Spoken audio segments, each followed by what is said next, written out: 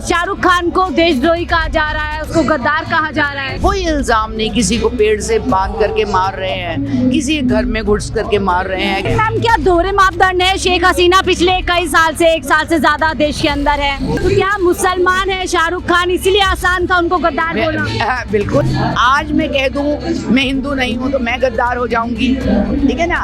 और क्या पता कल मुझे ये प्रूव करना ही मुश्किल हो जाए मैं हिंदू हूँ। देखिए क्या पीएम मोदी भी गद्दार है जिस तरीके से शेख हसीना को? नहीं, मैं तो ये कहूंगी पीएम मोदी अपने लोगों को अपने ही देश में सुरक्षित नहीं कर पा रहे, क्योंकि वो कभी एक शब्द आज तक नहीं बोले। यही शाहरुख खान अभी कुछ दिन पहले सितंबर में गाना गा रहे थे, मोदी हैं तो मुमकिन है। तब अच्छे थे, तब आमिर खान भी अच्छे थे, सैफ अली खान भी अच्छे थे।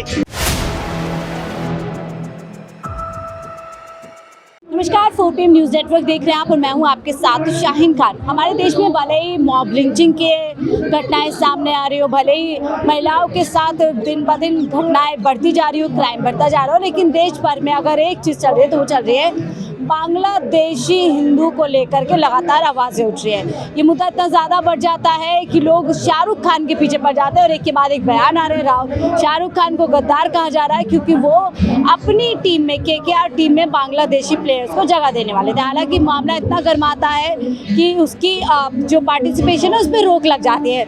लेकिन सवाल यह है मैम कि देश भर में लगातार इतने मुद्दे हैं, मॉब लिंचिंग की जा रही है, छात्रों को पीट करके उनकी पहचान करके की जा रही है, लेकिन बांग्लादेशी हिंदुओं पर लगातार जो है आवाज़ बुलंद की जा रही है। रक्षा की बात, क्या कुछ कहेंगे इस पूरे मुद्दे पर? और आपने तो संविधान भी हाथ में लिया। नहीं, मुझे लगता है कि देखिए किसी की भी कहीं पर भी इस तरह की हत्या गलत है। वो हिंदू हो मुस्लिम हो, हमें उस पर ये एक क्राइम अगेंस्ट ह्यूमैनिटी मानना चाहिए। हम इस बात से परेशान हो कि बांग्लादेश में एक हिंदू के साथ क्या हुआ, उससे पहले हमें देखना होगा हमारे देश में क्या हो रहा है। मुझे तकलीफ क्या देता है कि हमारे यहाँ पर जिस तरह का हो रहा है, आए दिन जिस तरह की मॉब लिंचिंग हो रही है, हर जगह से खबरें आती हैं, चाहे वो यूपी हो, चाहे बरेली में उसको मारा गया हो, लड़के को पीट करके मार दिया लोगों ने। किस बात पे? कि वो कोई चोरी, ये कोई इल्ज़ाम नहीं, किसी को पेड़ से बांध करके मार रहे हैं, किसी घर में घुस करके मार रहे हैं कि लेकर के जा रहा था, बीफ रखा था इसके फ्रिज में, जबकि कोई साबित नहीं कि भाई कैसे प्रूव करेंगे। आपने क्या DNA टेस्टिंग करी, पर आदमी को मार दिया। यहाँ पर जब इस तरह की घटनाएं होती हैं, अभी जो लेटेस्ट हुई त्रिपुरा से वो लड़का, उसको पीट के मार दिया, तब तो हम अपनी बात नहीं करते। अभी जैसे ममदानी जी ने चिट्ठी लिख दी तो हम कहेंगे कि तो हमारा आंतरिक मामला है, और जब दूसरे देश में कुछ होता है तो हम बड़े उछलने लगते हैं।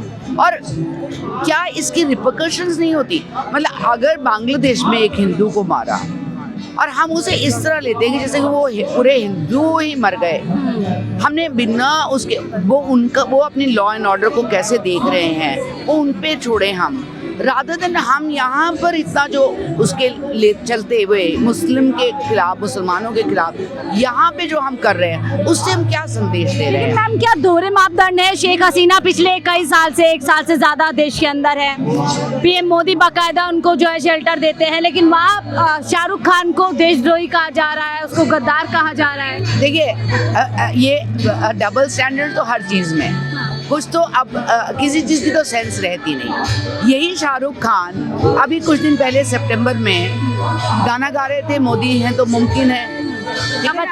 तब अच्छे थे, तब आमिर खान भी अच्छे थे, सैफ अली खान भी अच्छे थे, शाहरुख खान भी अच्छे थे, सब अच्छे थे, क्योंकि वो कह रहे थे मोदी है, मोदी जी को बधाइयाँ। आज अचानक से शाहरुख खान गद्दार हो गए। तो जब आमिर खान ने एक सेंटेंस बोला, मेरी बीवी सेफ नहीं फील, तब इतना कांड हो गया। जब वही आमिर खान मोदी जी की तारीफ के गुणगान गाता है तब सब सही रहता है। तो इसका मतलब इस देश में क्या हो गया ना, आप बस एक व्यक्ति के प्रति हमारी निष्ठा, हमें वो साबित करते रहना है। हमें इस संविधान के प्रति अपनी कोई निष्ठा नहीं है। हमारी निष्ठा सब हो गई है एक व्यक्ति के प्रति। वो व्यक्ति जो है वो इस संविधान से, देश से ज़्यादा बड़ा हो गया है। तो जब कोई व्यक्ति इतना बड़ा हो जाता है तो विनाश होना। क्योंकि हाँ देखिए, क्या पीएम मोदी भी गद्दार हैं जिस तरीके से शेख हसीना को मैं तो ये कहूँगी पीएम मोदी अपने लोगों को अपने ही देश में सुरक्षित नहीं कर पा रहे, क्योंकि वो कभी एक शब्द आज तक नहीं बोले। मणिपुर में इतना कुछ हो गया, उन्होंने कभी एक दिन, अभी वो लड़का त्रिपुरा वाला उन्होंने कुछ नहीं बोला। वो उन्नाव वाली लड़की को, रेपिस्ट को आप पॉस्को से बाहर कर रहे हैं मोदी जी का कोई। जो हमारी रेसलिंग वाले लड़कियां थी वो प्रदर्शन करती रही, मोदी जी एक शब्द नहीं बोले। कहाँ मोदी जी? लेकिन हिंदुओं को बचाना है बांग्लादेश। नहीं, मोदी जी वो भी नहीं बोलते, वो भी उनके आसपास के लोग बोलते हैं। मोदी जी तो देखिए क्रिसमस पे चर्च के अंदर जाकर के पादरी के साथ खड़े हो जाते हैं, सर झुका लेते हैं, ये एक पिक्चर दिखा देते हैं कि मैं तो कितना सेक्युलर हूँ, और उसी चर्च के बाहर गुंडे खड़े होकर के वो तोड़फोड़ मचाते हैं, वो भद्दी भाषा का प्रयोग करते हैं। मैं उस लड़के से पूछा, जो एक वायरल वीडियो देखा मैं, मुझे शर्म आ गई। वो लड़का जिस तरह से अपनी माँ की उम्र की औरत से पूछ रहा था, बेबी बताओ कैसे हुआ। मैं उस लड़के से पूछना चाहती हूँ कि वो इतना सनातनी है, इतना हिंदू धर्म में बिलीव करता है, तो कर्ण कैसे पैदा हुआ था? कुंती ने कर्ण को कैसे जन्म दिया? क्या वो लड़का मुझे बता सकता है, या इस देश के हिंदू मुझे बता सकते हैं कि कर्ण का जन्म कैसे हुआ? तो क्या सिलेक्टिव हिंदू कार्ड खेला जा रहा है? नहीं, सिलेक्टिव नहीं। मुझे बड़ा अजीब लगता है कि जहाँ हमें कन्वीनियंट होता है हम वहाँ तो सवाल पूछने लगते हैं, पर हम अपनी कमियों को कभी नहीं वो करते। तो क्या मुसलमान है शाहरुख खान, इसीलिए आसान था उनको गद्दार बोलना? बिल्कुल, देखिए वो तो हम देख ही रहे हैं कि इस देश के अंदर धर्म के नाम पे, जाति के नाम पर किसी को भी आप गद्दार कह सकते हैं। आज मैं कह दूं मैं हिंदू नहीं हूं तो मैं गद्दार हो जाऊंगी, ठीक है ना? और क्या पता कल मुझे ये प्रूव करना ही मुश्किल हो जाए मैं हिंदू हूँ, क्योंकि हमारे यहाँ तो पहचान किस चीज़ से है? जैसे कि लोग कहते हैं मांग में सिंदूर हो, गले में वो टीका हो, गेरुआ पहन ले तो हम हिंदू क्या होता है? हिंदू क्या है? कि अगर बांग्लादेश के अल्पसंख्यकों पर हमला है तो यहाँ पर रोया जाएगा, अपने ही देश के अल्पसंख्यकों को मारा जाएगा, उनकी मॉब लिंचिंग की जाएगी।